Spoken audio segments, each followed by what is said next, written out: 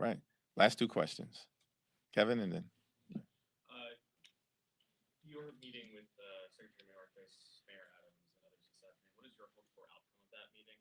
Obviously, this comes as we're seeing the migrant situation in New York. And then separately, do a status update on the George Santos censure resolution. Cynically, is the fact that we haven't seen it invoked yet because we've seen New York Republicans come out and say they vote for it, thus giving them some cover electorally. yeah, there's no reason to believe anything relative to votes on the floor of the House of Representatives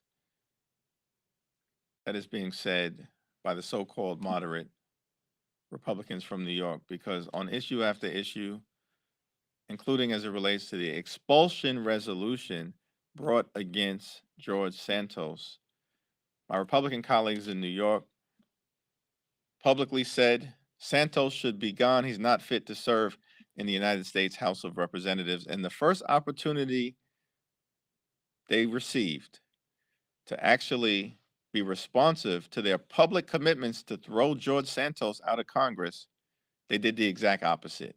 They buried accountability for George Santos with the Ethics Committee and then said that they were promised that the Ethics Committee would act within 60 days. Time's up. Those 60 days have passed. And yet, not a single House Republican from New York has actually stepped forward to say it's time for Congress to act to hold George Santos accountable because he's a serial fraudster who is not fit to serve in the House. As far as I'm concerned, the accountability related to George Santos should be dealt with by the House Republicans.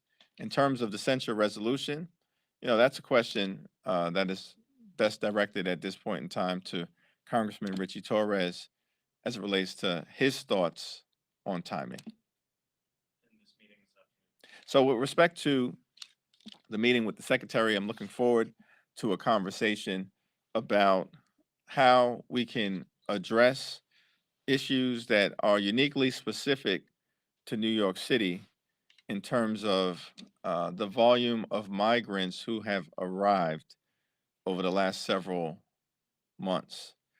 And I think Mayor Adams has done the best job that he can, making sure that consistent with who we are as a city that embraces immigrants, that tries to treat folks with the decency and respect that they deserve as they are awaiting their day in court.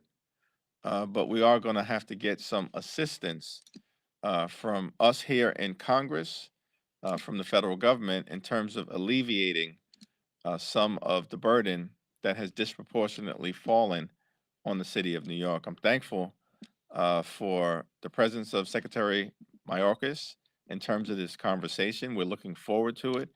And it's another indication that the administration is going to continue to be there for the city of New York in the best way possible.